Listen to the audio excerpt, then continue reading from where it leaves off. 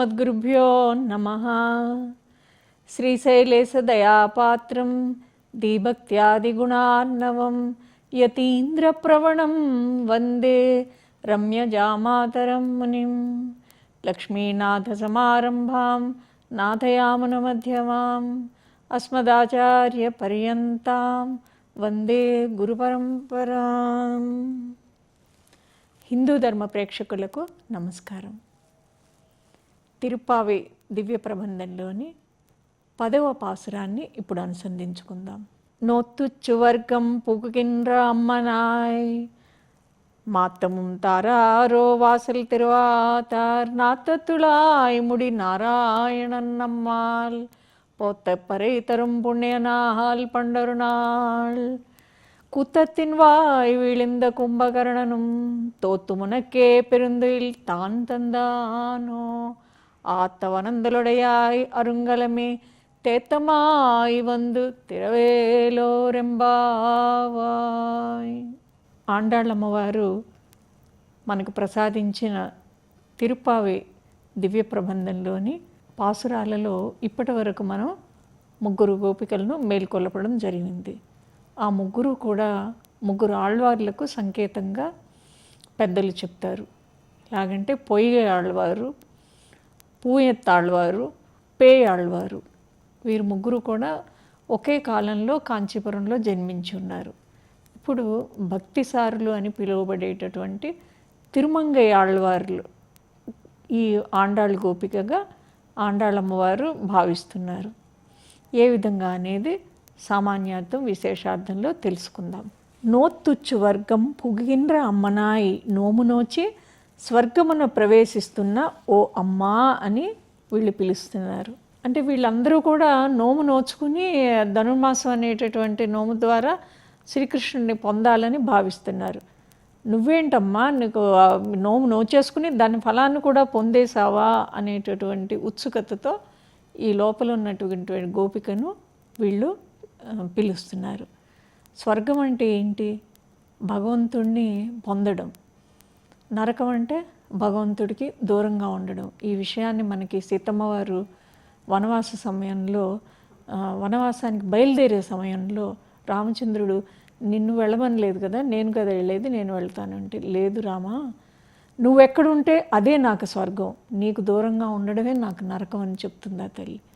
అలాగే స్వర్గం కానీ మోక్షం కానీ ఏది ఆశించకుండా భగవంతుణ్ణి పొందడం మాత్రమే మాకు కావాలి అనేటటువంటి భాగవత నిష్ట కలిగినటువంటి గోపికలు ఈ లోపల ఉన్నటువంటి గోపికను పిలుస్తున్నారు. ఇంత నిశ్చింతగా నువ్వు పడుకున్నావు, మేమేమో చలిలో ఇంకా తెల్లవారలేదు, పక్క చీకట్లు విడవలేదు, ఒక్కొక్కరిని నిద్ర లేపడానికని వస్తున్నాం, మరి నీకు నిద్ర ఎలా పట్టిందమ్మా అంటే నువ్వు అప్పుడే నోము ఫలాన్ని పొందేసావా అని అడుగుతున్నారు.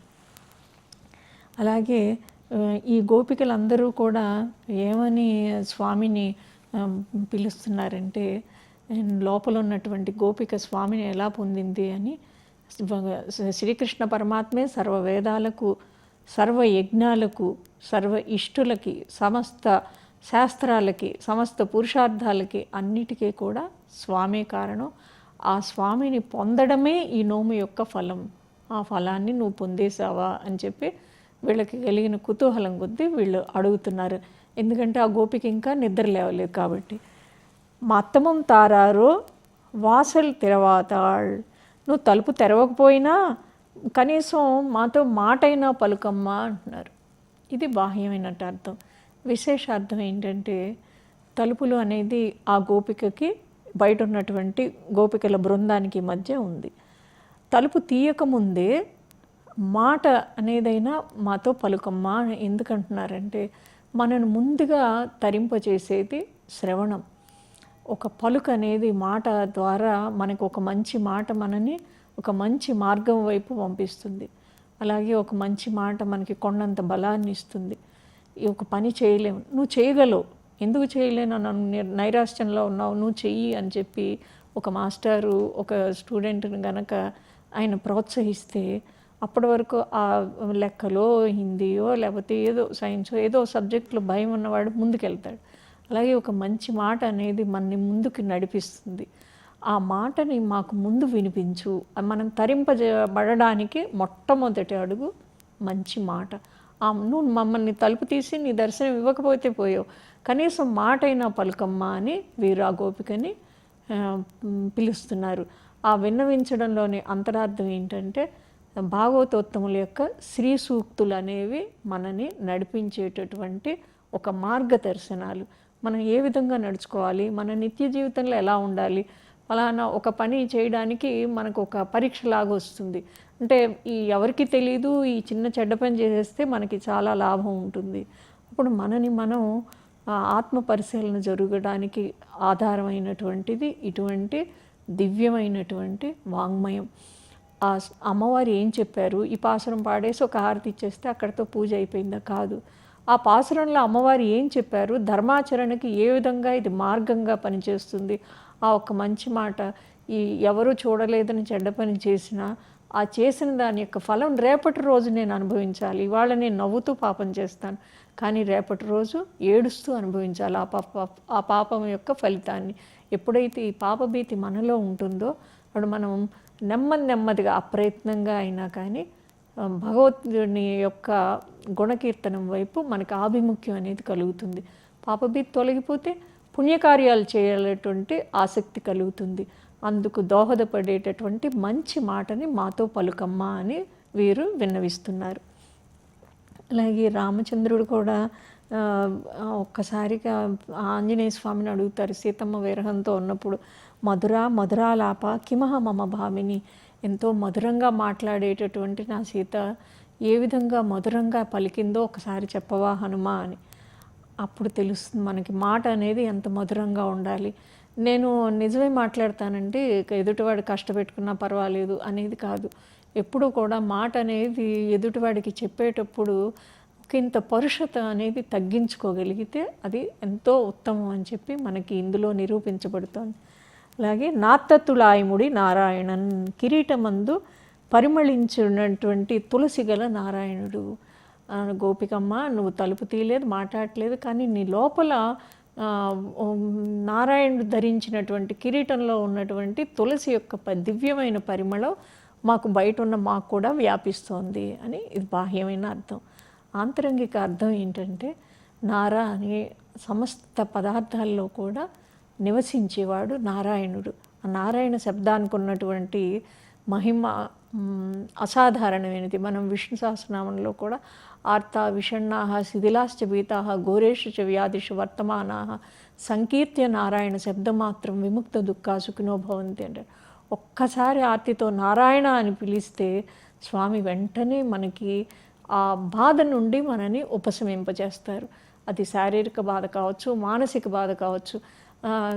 రామచంద్ర లేకపోతే మరొకటి, ఇవి తేలిగ్గా పలకగలం, కానీ నారాయణ అని పలకడం అనే శబ్దం కొద్దిగా మనకి పలకడంలో ఇబ్బంది ఎదురున్నప్పటికీ కూడా నారాయణ అనే పదాన్ని అలవాటు చేసుకున్నటువంటి పెద్దలు ఎలా తరించారనేది మనకి పూర్వాచార్యుల చరిత్రల్లో గోచరమవుతూ ఉంటుంది. అలాంటి దివ్యమైనటువంటి పరిమళం కలిగినటువంటి శ్రీకృష్ణ పరమాత్మకు, శ్రీ మహావిష్ణువుకు ఎంతో ప్రీతికరమైనటువంటి తులసి, ఎక్కడ నిలువెత్తు శమంతకమణి నిత్యం ఇచ్చేటటువంటి ఆ బంగారు బారువులు ఉన్నటువంటి ఆ భోగభాగ్యాలు ఏవి కూడా త్రాసులో ఒక్క తులసి దళానికి సరిరాలేదు.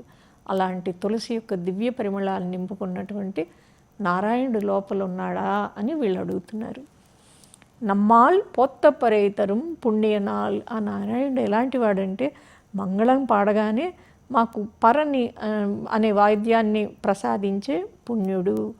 రామో విగ్రహాన్ ధర్మ. అలాగే సనాతనమైన ధర్మం రూపుదాలిస్తే శ్రీకృష్ణ పరమాత్మ అని చెప్తారు. ఈ మనం పొందేటటువంటి పుణ్యమే కృష్ణుడు.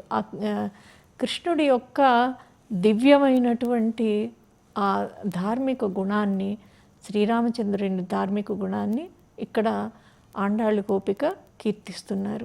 రిపుణామపి వత్సల, శత్రువుల మీద కూడా దయ చూపించేవాడు రాముడు. ఎవరైనా సరే, కాకాసురుణ్ణి దయ చూపించాడు. రావణాసురుడు కూడా శరణు వేడితే తాను రక్షిస్తానన్నాడు. ఎప్పుడైతే రావణాసురుడు సంహరించబడతాడో విభీషణుడు అంత్యక్రియలు చేయడానికి నిరాకరిస్తాడు. అప్పుడు రాముడు ఏమంటాడంటే, విభీషణ, నువ్వు నాకు సోదర సమానుడు అని నిన్ను అన్నాను, కాబట్టి రావణాసురుడు కూడా నాకు ఇప్పుడు సోదర సమానుడే, నువ్వు చేయకపోతే నేనే చేస్తా అన్నారు. ఏ రావణాసురుడైతే తన భార్యను అపహరించి తను ఇన్ని అష్టకష్టాలు పడి సేతువుకు నిర్మించి యుద్ధం చేసి ఇంత జరిగాక అతనికి అంత్యక్రియలు చేస్తానన్నాడంటే స్వామి యొక్క గొప్ప ఉదార స్వభావం అనేది, అది ధర్మానికి ప్రతీక అంటే రాముడు. రామో విగ్రహవాన్ ధర్మ అన్నది మారీచు ఒక రాక్షసుడి చేత అనిపించుకున్నాడు స్వామి. అంత గొప్ప ధర్మానికి ప్రతీక అయినటువంటి స్వామి యొక్క విభవ అవతారాలని ప్రస్తుతిస్తూ లోపనున్నటువంటి గోపికల్ని ఈ బయట ఉన్న గోపికలు పిలుస్తున్నారు. పండొరు నాள் கூத்தத்தின் வாய்விழிந்த కుంభకర్ణనం తోత్తుమునకే పెరుందిల్ తాంతందాను. పూర్వం ఒకనాడు మృత్యువు నోటిలో పడినటువంటి కుంభకర్ణుడు నీకు ఓడి పెద్ద నిద్రను ఒసగినాడా అంటే వీళ్ళు ఇంకా చమత్కారంగా పలుకుతున్నారనమాట. మనకి నిద్ర అనగానే ఏంట్రా వీడు కుంభకర్ణుడు నిద్రపోతున్నాడు అంటాం. కుంభకర్ణుడు 6 నెలలకు కానీ నిద్రలేవుడు.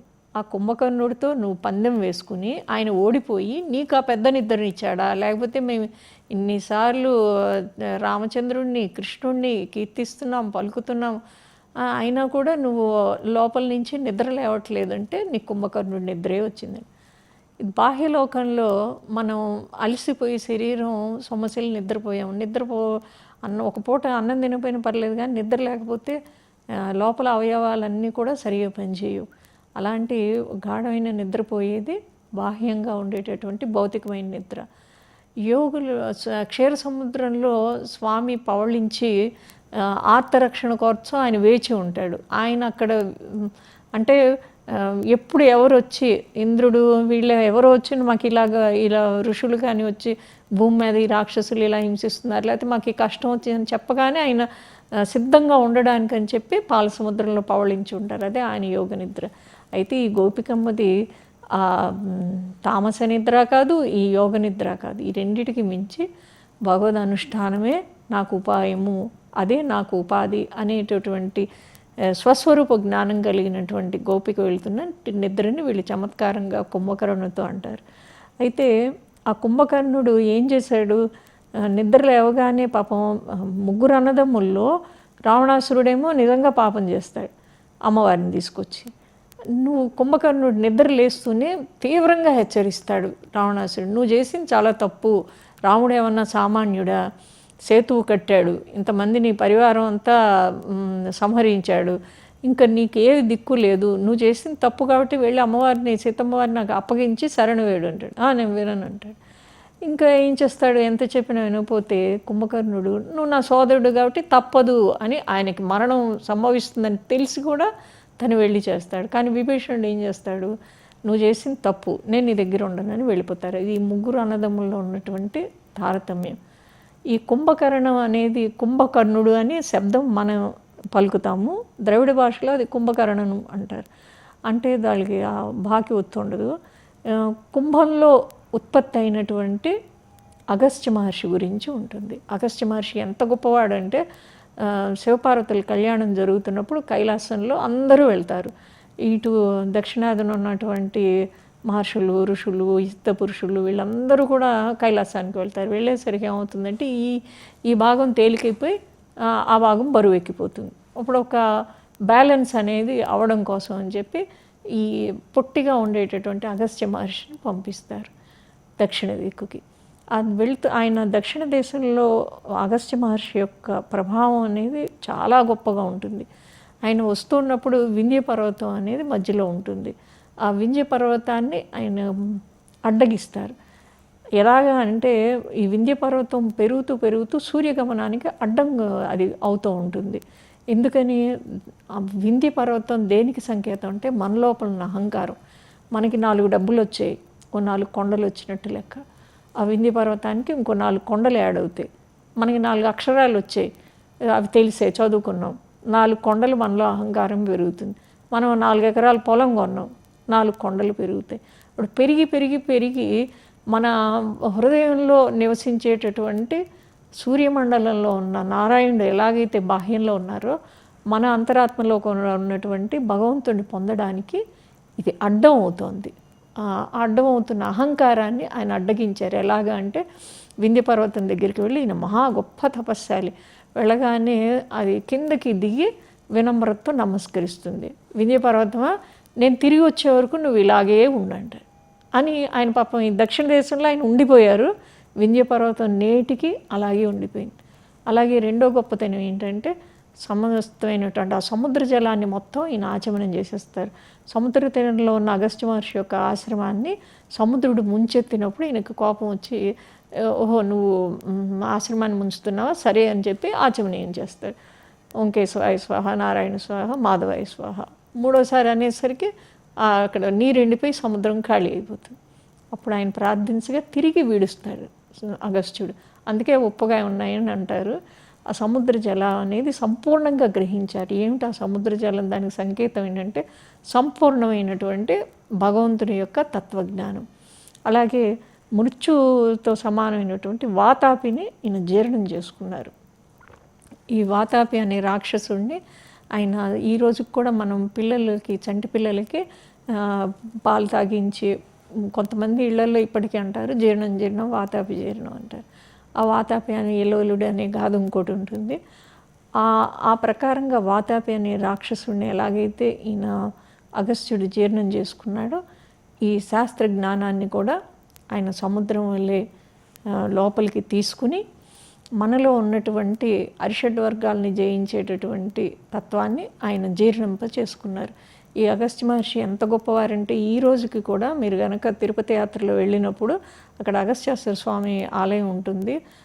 అలిపిరి నుంచి సుమారు 10 కిలోమీటర్ల దూరంలో అక్కడ ముక్కోటి అనేటటువంటి శివాలయం ఉంటుంది. అది చాలా ప్రశాంతంగా గొప్ప ఆధ్యాత్మిక అనుభూతిని కలిగిస్తుంది. అక్కడ ఒక బోర్డు కూడా ఉంటుంది అగస్త్య మహర్షి ఆశ్రమం దగ్గర. మానవ శరీరంతో పద్మావతీదేవి శ్రీనివాసుడు విహరించినటువంటి ప్రదేశము అని. అంటే పెళ్ళైన వెంటనే నూతన వధువులు 6 నెలల పాటు కొండెక్కకూడదని మహర్షి ఆశ్రమంలో గడిపారు. అంత గొప్ప మహిమాన్వితుడైనటువంటి అగస్త్య మహర్షిని ఈ కుంభకర్ణుడిగా వీళ్ళు భావిస్తూ ఉంటారు. ఈ భగవద్ ధ్యానంతో ఈ గోపిక నిద్రిస్తున్నప్పుడు ఆ గోపికను వీళ్ళు నిద్ర లేపులతో ఆత్త ఆనందుడియా, అధికమైన నిద్రమత్తు కలదానా అంటారు. అంటే ఏంటంటే సమాధి నుండి బాహ్యస్థితికి వచ్చేటప్పుడు ఒక రకమైన ఉన్మత్తతోటి ఉంటారు. ఒక మత్తుగా, మనకేంటి వీళ్ళు ఏంటి మత్తుగా ఉన్నారో అనుకుంటారు. మీరు గమనిస్తే గొప్ప గొప్ప అవధూతలు కానీ తపస్సంపన్నులు కానీ వాళ్ళు ధ్యానంలో అంతర్ముఖులై ఉండి కొంత సమయం అయిన తర్వాత బయటకు వచ్చినప్పుడు ఇంకా వారి మనస్థితి రెండూ కూడా వాళ్ళ లోపల పొందిన అనుభవాన్ని బాహ్య ప్రపంచానికి వాళ్ళకి సమన్వయం ఇంకా పూర్తిగా కుదరదు. అప్పుడు ఒక రకమైనటువంటి స్థితిలో ఉంటారు. ఆ మనస్థితితో ఉన్నటువంటి గోపిక అని పిలుస్తున్నారు. అరుంగలమే దుర్లభమైన భూషణాన్ని ధరించిన దాన.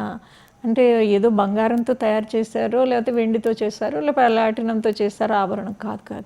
ఇది విశేషార్థంలో జ్ఞానప్రకాశం అనేటటువంటి దివ్యమైన ఆభరణాలు ధరించిన గోపిక అని పిలుస్తున్నారు.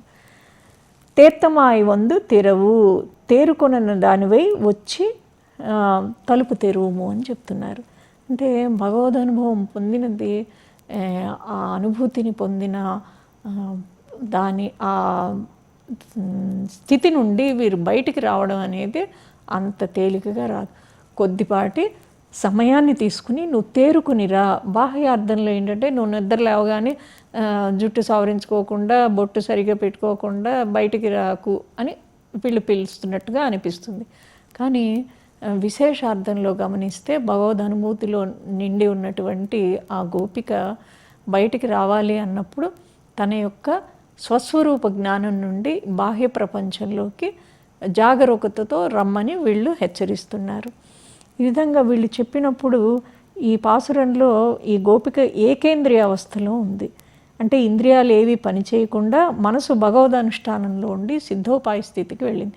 ఈ స్థితి వెళ్ళినటువంటి ఆళ్వార్లు తిరుమంగై ఆళ్వార్లు, వారిని భక్తిసారులు అంటారు. వారి ఎలాగంటే వారిని బంగారు తీగగా పిలుస్తారు. వారు కాంచీపురంలో ఉన్నప్పుడు చాలా ఇదిగా ఉండేవారు. భక్తిసారులు ఏం చేశారంటే ఒక ముసలి స్త్రీ ఆయనకి వృద్ధ స్త్రీ సేవలు కనుక ఆయనకి ఒక వృద్ధ స్త్రీ సేవలు సమర్పించినప్పుడు ఈయన సంతోషించి ఆవిడకి యవ్వనాన్ని ప్రసాదిస్తారు. ప్రసాదించి వెళ్ళినప్పుడు ఏం జరుగుతుందంటే ఆ దేశపు రాజు ఆవిడని చూసి మోహించి పెళ్లి చేసుకుంటారు. చేసుకుని ఆవిడేమో యవ్వనంలో ఉంది, ఈయనేమో పెద్ద ఆయన అయిపోయాడు. అందుకని నాకు కూడా యవ్వనం కావాలి, అలా కాకుండా నా మీద కూడా కవిత్వం రాయమని చెప్పి ఈయన భక్తిసారుల దగ్గరికి పంపిస్తారు. పంపిస్తే భటుల్ని ఆయన నేను చేయనంటారు. చేయను అనేసరికి రాజు కోపం వచ్చి వదిలి వెళ్ళిపోమంటారు. వెళ్ళిపోమంటే ఈయన కాంచీపురం నుంచి వెళ్ళిపోతూ ఉంటారు. వెళ్ళిపోతుంటే వెనకున్న పెరుమాళ్ళు కూడా గుళ్ళోపల నుంచి ఈయన బయటకు వచ్చి ఈయనతో పాటు వచ్చేస్తారు.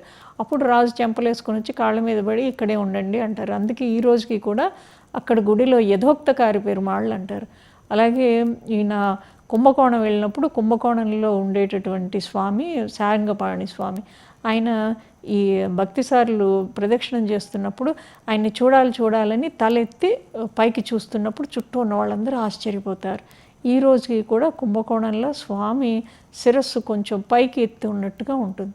అలాంటి విశిష్టమైనటువంటి భక్తిసారులని ఈ గోపికతో ప్రతీకగా ఆండాళ్ళ తల్లి సంభావిస్తూ ఈ పాసురంలో ప్రస్తుతించారు. ఆండాళ్ దివ్య తిరువడలే శరణం.